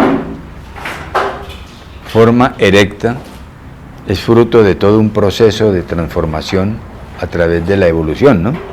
Pero que se generó mediante un trabajo permanente, ¿no? Mediante un trabajo permanente. Entonces, imagínense ustedes qué va a pasar con individuos que no utilizan las manos para escribir, por ejemplo, porque ya no se escribe, ¿no? Si escriben, no, porque es que ya todo se hace de viva voz. Ya todo se hace de viva voz. ¿Y qué va a pasar en un futuro cuando este movimiento de los dos dedos pulgar sobre el teléfono y seguramente los dos índices, o sea, cada día se utilizan menos todos los dedos de la mano, ¿cierto? Cada día se utilizan menos y se utilizan más solo unos. ¿Qué va a pasar? Seguramente se van a atrofiar los demás, porque órgano que no se utiliza se atrofia. Entonces, esa es una pregunta que me parece muy indispensable, porque hay muchos temores con relación a la inteligencia artificial, debido a que va a ser un elemento de manipulación muy grande, y además va a limitar mucho la creación, la imaginación. O sea, el ser humano cada vez va a ser menos creativo, porque va a tener una serie de moldes para armar. Cada vez va a armar más, pero va a crear menos, porque tiene muchos recursos para armar, no crear. Y yo no creo que la narración oral, como le digo, sea parte, o sea, una preocupación de la inteligencia artificial, porque al fin y al cabo la narración oral no es que sea algo que quienes manejan el mundo consideren de mucho relieve, pues saben que si se maneja de manera que logre cohesión social, sí es un riesgo, ¿no? Por eso, pero ellos tienen los mecanismos para mermarle densidad social y convertirla en una actividad para reír nomás. Cuando es una actividad que sirve para formar. Lo que usted decía, por ejemplo, un relato sin que lo digas tiene moraleja. Cuando le cuentas algo a alguien, un incidente social, le estás diciendo que algo pasó por algo. Luego lo estás formando, le estás ayudando a acumular una experiencia que otros vivieron, le estás transmitiendo un conocimiento. Entonces la narración oral, sí, caray, es una actividad que para emplearla en la educación, y cuando yo hablo de educación me refiero en el contexto general, ¿no? porque normalmente nosotros hablamos de educación e inmediatamente pensamos en un aula de clases, en una institución educativa, tal cosa, no, pero la educación es un fenómeno social general. Cuando uno habla, cuando un adulto le habla a un niño, de alguna manera lo está educando, a través del lenguaje o de las insinuaciones que le está haciendo. Entonces, esto, ya que mencionó el tema de la inteligencia artificial, yo creo que deberíamos hacer una cruzada para buscar argumentos que nos permitan evitar los desastres de la tecnología, que ya dije que hay partes de la tecnología que son muy útiles, pero hay otros elementos de la tecnología que constriñen el desarrollo intelectual del individuo. Guillermo, por acá tienen una intervención. Para empezar, un gustazo de conocerlo en vivo y a todo color, maestro. Muchas gracias, muy amable. De tenerlo aquí. Una situación que me parece muy interesante sobre los jóvenes. Yo tuve la oportunidad de compartir con chicos de AA, en diversos contextos sociales complicados, y como maestra de primaria, educación primaria, una de las situaciones con las cuales la narración oral es una herramienta es la investigación. Es la investigación.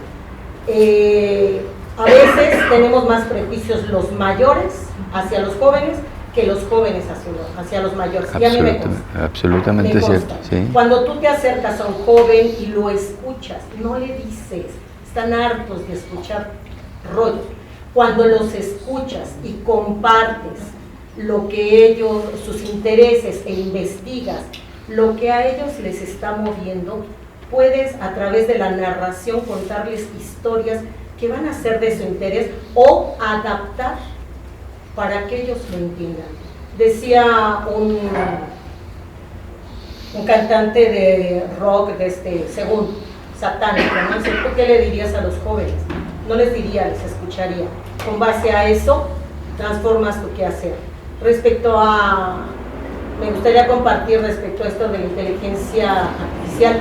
A mí me tocó la transición, muchas transiciones, en educación hacia lo tecnológico. Y yo lloraba, yo decía Fahrenheit 451, por el amor de Dios, guardaba mis libros, pero si queremos ser una herramienta, vamos siéndolo, vamos preparándonos, vamos contando en las calles, en los sitios, en las escuelas, en la fiesta familiar, y esto se va desarrollando.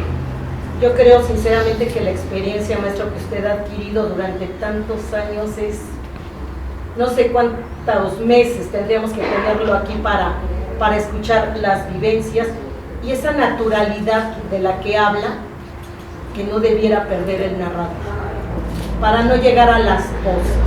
Sí. Y lo otro, simplemente somos diferentes, nada más. Somos diferentes. Yo, si quiero contar como fulanito, me pierdo. Si Merenganito quiere contar como fulanito porque le fue muy bien, se perdió. Yo admiro a quien habla suave, yo digo, yo quiero cantar así. No, yo soy escandaloso. Ni hablar. Eso soy yo. Maestro, gracias. Quiero ir a Buga. Manda tu video. Muchas gracias por esas palabras. Antes que le contestes, maestro, perdón, no, porque es muy valiosa la intervención de Blanquita, todos coincidirán. Nada más rápidamente los invito a tomar cafecito para este calorcito, porque esto no acaba, justamente esto es intercambio de ideas, charla entre amigos. Y ahora sí que le voy a decir a mi mamá, porque en la mañana le dijo, oye mamá, mis amigos narradores se saben divertir, y miren que ahí en Mezcal ahí mosqueándose. No, sigamos. Qué bueno que pudiéramos, pero fíjate que cafecito, tecito, galletas. Qué bueno que estas sesiones pudiéramos hacerlas. Qué bueno que estas sesiones pudiéramos hacerlas todos los días, pero con mezcal, naturalmente.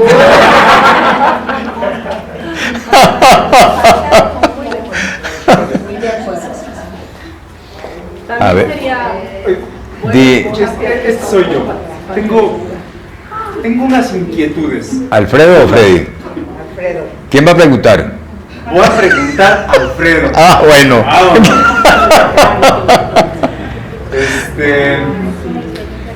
Siguiendo un poco la línea de las conversaciones de tu amable y vasta intervención en torno al tema de la narración oral, me parece que la narración oral es un ejercicio antiquísimo.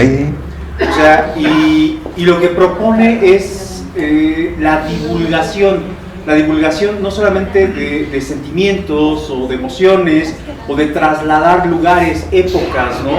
Digo, si nos remontamos, por ejemplo, a la antigua Grecia, el teatro griego, sí. ¿Cuál era el motivo de ellos, no? O sea, compartir las grandes epopeyas de sus héroes, ¿no? De sus dioses, de todas estas figuras que poseían, pero había un contenido ahí, y un contenido que me causó mucha inquietud, ¿no? La educación.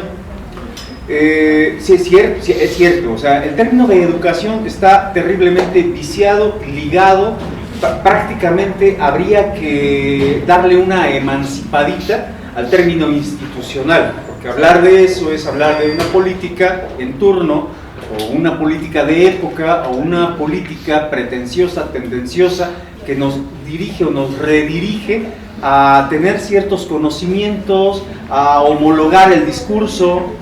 Entonces, la educación, si nos remitimos al término, es educare, o sea, el que extrae y conduce al otro.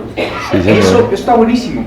Hace un momento se platicó de que los cuentos para niños no eran cuentos para niños como tal.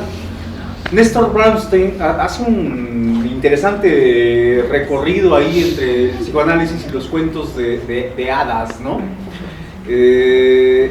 Indaga ahí en las profundidades de Charles Perrault que, vaya, hay demasiado goce, hay demasiada perversión, pero también hay diques. En torno al narrador oral, ¿qué es y qué no es el marco ético de la narración? O sea, ¿hasta dónde sí podría ser objetivo dentro de un marco social de valores y hasta dónde simple y sencillamente podría ser algo que comparte por el mero placer de divulgar un sentimiento? No debe de confundirse, me parece, como cualquier gesto artístico. Creo que hay goces artísticos personalísimos que rayan en lo vulgar, en lo sistemático, sí. Y creo que hay un tinte de carácter social que podría ser más bien algo como transmisivo al otro, ¿no? ¿En dónde se debe de situar este narrador oral que toca oídos de infancias? Por cierto, infancias es sin voz. Infante es aquel que no tiene voz, impone. Entonces, ahí hay un peso ético para el narrador oral. ¿En dónde se debe de situar? Esa es mi pregunta como tal. Pues mira, Alfredo, eso a mí me parece muy complicado responder eso porque es que si no hay una sociedad en donde el niño pueda practicar, ¿de qué sirve que alguien le hable de la realidad? Si él sale de ese entorno donde le están hablando de una realidad y se enfrenta al resto de la sociedad y le hablan de otras, contrariando esta. Yo dije una vez que ¿de qué sirve hacer educación ciudadana si no hay sociedad a donde practicar? Por ejemplo, enseñarle al niño, mire niño, por favor, no estacione nunca un vehículo sobre la banqueta. Mire niño, hay que ser prudente en las decisiones. Bueno, y todas esas cosas. Cuando el niño sale a la realidad y encuentra en cada paso que da la negación a eso. ¿Dónde practicar? Luego, todo lo que le enseñas al niño se va a pique, porque eso es como si le diera uno un dinero para gastar, lo gastó y se acabó la ilusión. Entonces, es muy complicado. Yo lo que digo es que al niño hay que involucrarlo socialmente. Y la sociedad tiene que ser un espacio dentro del cual se produzcan actos que justifiquen la existencia de unos y otros. Pero decir, no, el que le va a contar cuentos a un niño debe tener estas características y estas otras, no. Que le cuente la realidad, eso sí, ¿no? Que no crea que el niño es un tontico, ¿sí? Porque a veces al niño le hablan, por ejemplo, de mitos y cosas raras, del espanto y no sé qué, y el niño termina burlándose de eso, ¿no? Porque los adultos, por aquí alguien dijo, a usted lo dijo, no conocemos a los jóvenes, nosotros somos aventureros con el lenguaje, y entonces utilizamos el término conocer de una manera arbitraria. Vemos pasar a alguien todos los días a lo largo de los años, y uno hasta saluda, ¿qué hubo, qué hubo, qué hubo? Pero uno nunca ha interactuado con esa persona y uno dice que la conoce, por el simple hecho de que la está viendo todos los días. Entonces, uno cree que el niño tiene una debilidad conceptual o una incapacidad de entendimiento, pero quién sabe cuánto niño pilluelo hay que sí entiende lo que uno cree que no entiende. Entonces, vivimos llenos de mentiras y con base en ellas actuamos. Entonces, yo lo que pienso es que hay que generar equilibrio. Yo lo que quería comentar es que estamos hablando de niños. ¿Cuántas veces como mamá, como papá, como abuelos, no callamos al niño?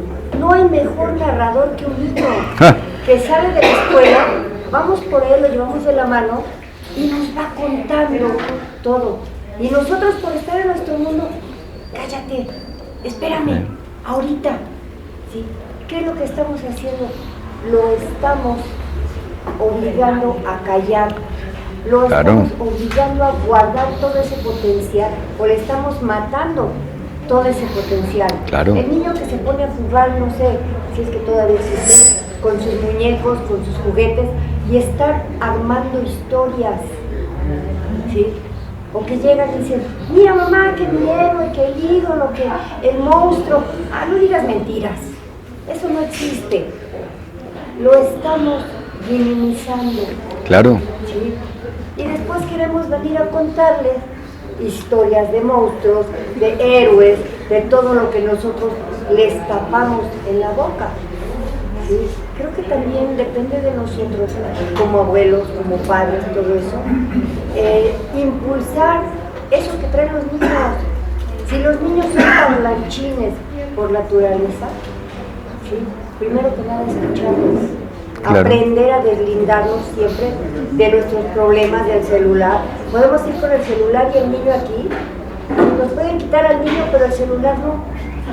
Es cierto, sí, es cierto. Entonces, ¿por qué decir, al niño no le cuentes esto, al niño no le cuentes el otro? El niño puede estar ahí enfrente y estoy hablando con la comadre Bola de Tarugadas y al rato viene el niño y me dice, oye mamá, ¿y por qué le engañó su marido? ¿Sí? ¿Y qué quiere decir esto? Los niños tienen las antenas. Ay, por Dios. Tienen las antenas. Ay, ay, ay. No, ¿qué? Claro, tienen, y cada día son más hábiles. Exacto. Cada día son más hábiles. Pero desconocemos eso, Alfredo, por la tendencia a creer que el niño, lo que tú decías, ¿no? Infante, sin voz. O sea, nos quedamos con conceptos antiguos para catalogar a la gente. ¿Sí? Entonces, hay muchas correcciones que debemos hacer para generar otros estados de convivencia, ¿no? Sí, por favor. Mi nombre es Javier. Ahorita que estaba escuchando acerca, yo no entiendo así como comunicarse con un niño, y a mí me venía la impresión, ¿por qué suponemos que el niño tiene que ser racional o no?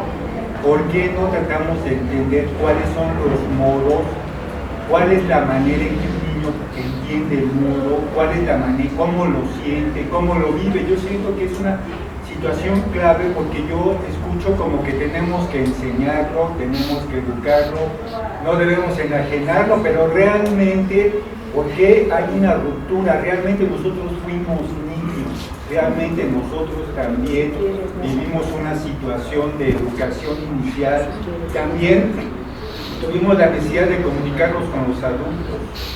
Pero muchas veces, por ejemplo, no nos entienden porque no nos consideran como ellos, por ejemplo.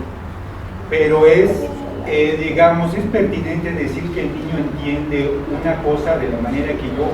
Se le puede narrar un cuento, por ejemplo, de la misma manera, dirigirse a él como se dirige a una persona ya completamente desarrollada. Entonces, a mí me parece que para poder educar, por ejemplo, a un niño, se necesita saber cómo entiende las cosas, cómo las vive. No puedes educar a un niño, digamos, enseñando el cálculo diferencial cuando todavía no tiene los elementos. Entonces, ¿por qué no decir que también el niño tiene una personalidad, una individualidad, una manera de pensar y una manera de sentir que hay que considerar? Es muy importante para podernos comunicar con él.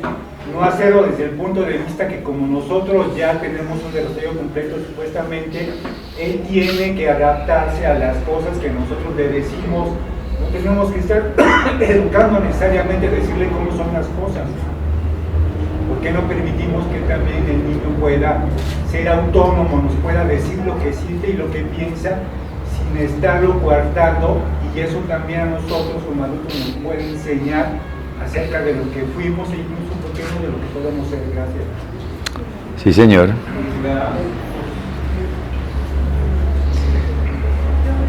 Bueno, pues digan, sí.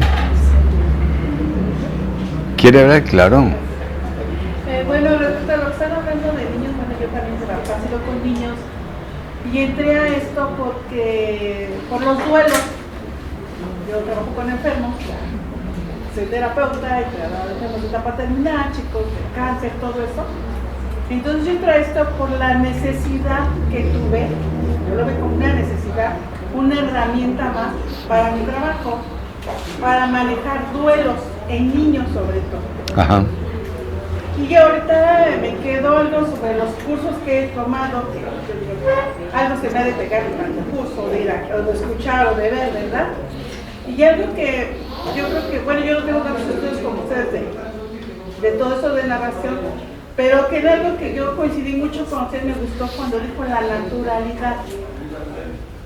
El hablarlo con naturalidad, el disfrutarlo, el hacerte, el que la persona que le estés contando ya no vea la mano, el rebozo, no sé, sino que te escuche y tu voz pueda transportarlo o pueda hacerle llegar en ese momento a lo que tú pretendes que él pueda entender o que sea más fácil para él dirigir el momento que está pasando, ¿no? Y que sea lo menos fuerte. Y ahorita que decía eso, la libertad, vamos marcando mucho el que es que a lo mejor es que el niño no lo va a entender, es que no sabes, el niño no lo conoce, a lo menos que no entendemos somos nosotros. Yo trabajé 18 años con chicos, ¿no? Y son más inteligentes que yo, muchos. Entonces, yo ahorita me estaba viendo que dicen, es que no entienden. O sea, los que no entendemos somos nosotros. Y algo que también dijo al principio, que dijo, a veces nos creemos que ya sabemos, que ya podemos. Hay una palabra que escuché, no me acuerdo en qué lugar, que dice que nos volvemos como palomas con el tiempo, ¿no? ¿Qué hacen las palomas cuando vuelan muy alto? ¿Qué hacen? Se hacen popó por donde quieran. Van cagando donde quieran. Y entonces nos sentimos eso, ¿no? Sí, claro. Entonces, yo ahorita que lo estaba escuchando dije, sí es cierto, o sea, la naturalidad, la sencillez, el no copiar, ¿no? El que uno ve a alguien, por ejemplo, a Blanca que la conozco, aquí a mi compañerita Monse también, a Patti, a varios que he visto, me gusta verlas, pero digo, pues no es mi estilo, y nunca voy a ser como ellas, o sea, nunca jamás, pero no importa, a mí me gusta lo que hago como yo lo hago, porque es dentro de mis necesidades y de todo lo que yo me manejo. A otra cosa que hacen de los cuentos de niños, En México somos el segundo país a nivel mundial de abusos infantiles. ¿Sí?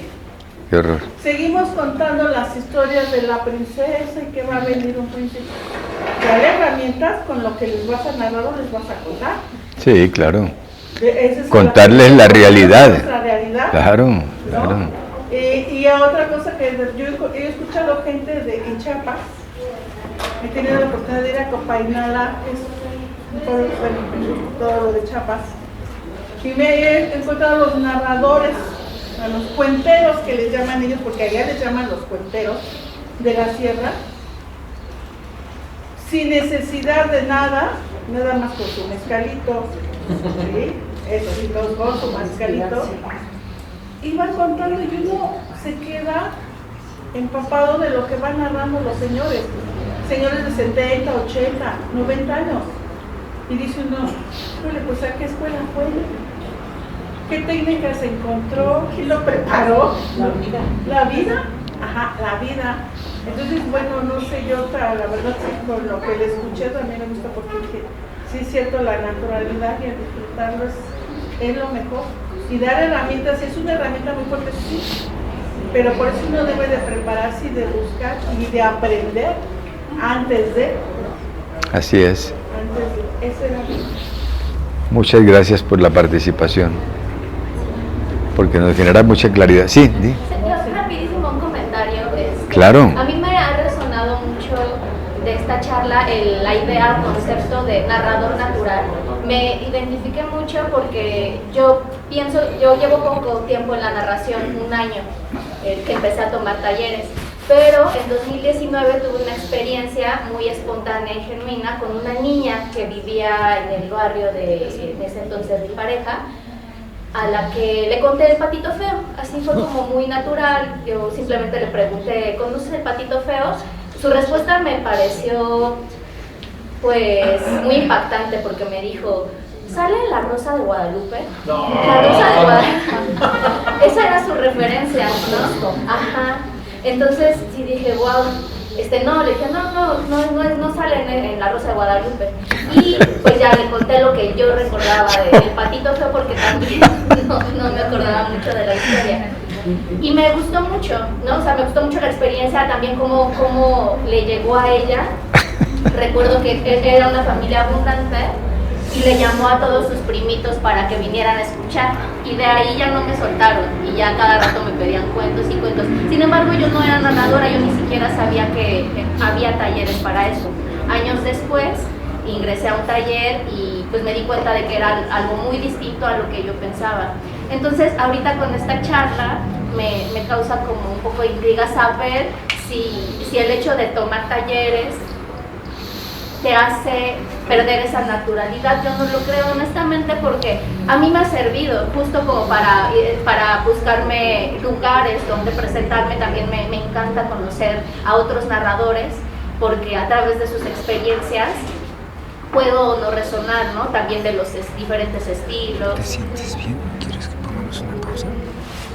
No sé, pero lo que quieren. Mira, a propósito de eso de los talleres ese es un tema que hay que tocarlo con mucha prudencia, porque es como si tú le entregas a dos personas un material para hacer un mueble. Le entregas una madera de cedro de exquisita naturaleza. Necesariamente habrá un ebanista mejor que otro, ¿no? Entonces el producto va a ser distinto, ¿cierto? ¿Cuál es el problema de un taller? El problema de un taller es que quien lo diseña o quien lo imparte crea que va a generar un producto a partir de una tabla rasa, o sea, de algo que no tiene ningún antecedente. ¿Sí? Una cosa es que un pintor trate de arreglar un defecto en un lienzo que pintó, ¿sí? A que decida hacer sobre ese otra réplica. Entonces, naturalmente que hay talleristas que tienen muy claro aspectos que hay que considerar dentro de la narración oral, pero es que hay unos que definitivamente tratan de trabajar a partir de cero, y quien hace formación en narración oral no puede trabajar a partir de cero. El concepto no puede ser ese, porque esa persona que entró, que fue a buscar la formación, es primero porque tiene una vocación, segundo porque tiene unas condiciones. El tallerista debe averiguar eso, ¿no? Yo les contaba el ejemplo ahora del viejo de allá de Colombia, moviéndose, porque así veía al tallerista que se movía. Entonces él creyó que tenía que hacer exactamente lo mismo. La formación existe, pero hay que averiguar con qué criterio. Hay que averiguar con qué criterio, porque a nosotros nos han educado negándonos la verdad para mantenernos ignorantes, y eso ha generado un producto en contravía, ¿no?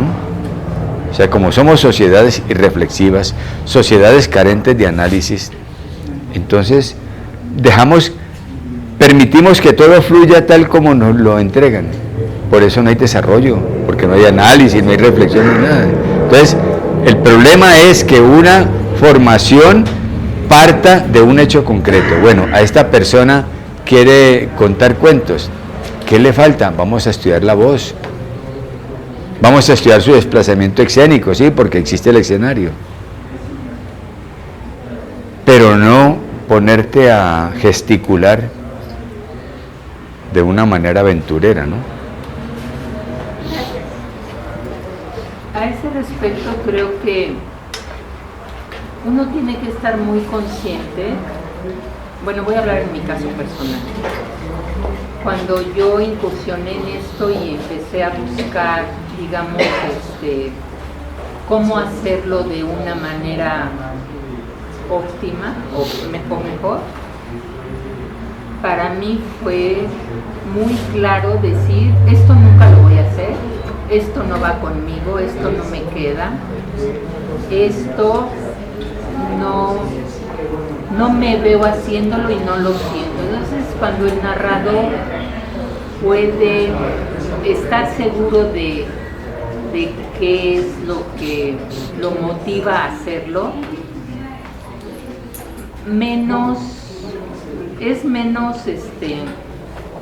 es más difícil adoctrinarlo, creo yo. No sé si llamarlo así.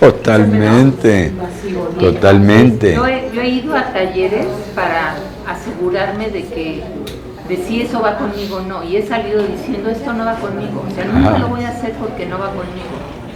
Y he tenido, creo que, la suerte de encontrar algún formador que respeta eso. Es que los hay. Y que entonces los hay. trata de potencializar las cualidades exactamente, del narrador exactamente. que está queriéndose formar. Sí, perfecto. Sí, no, eso es que esa es la verdadera esencia de esto. Esa es la verdadera esencia de esto. Yo mañana voy a dar aquí una dinámica que he titulado La conciencia del narrador oral. Y es una serie de preguntas que tienen como objetivo permitirle a cada uno averiguar hasta qué punto es consciente o no de lo que ha hecho como narrador oral. Si va impulsado por la inercia o porque ha tenido muy claro cada uno de los pasos. Lo que tú has dicho es absolutamente cierto. Si tú no te sometes a los caprichos del tallerista, no eres apta para ser adoctrinada. Absolutamente cierto. Entonces, claro, cuando aparece una persona como tú, entonces dicen, no, es que esa señora, no, eso es un lío, no, con esa señora no se puede trabajar. Claro, es que no se puede trabajar con quien exige, porque esta es una sociedad en donde reclamar es un acto de grosería. Aquí hay que guardar silencio ante todo, ser resignado, ser sumiso, para que nadie te diga nada. Pero cuando eres exigente, no, eso es un gran problema. No, con ese señor no se puede trabajar. Eso le dicen a uno cuando uno no se deja manosear, no se deja adoctrinar. Buena intervención es. Maestro, ¿y si toma un café, un descanso? Porque todo el mundo va, viene, ¿Sí? y usted lo tenemos aquí esclavizado. No, pues está bien, no hay problema.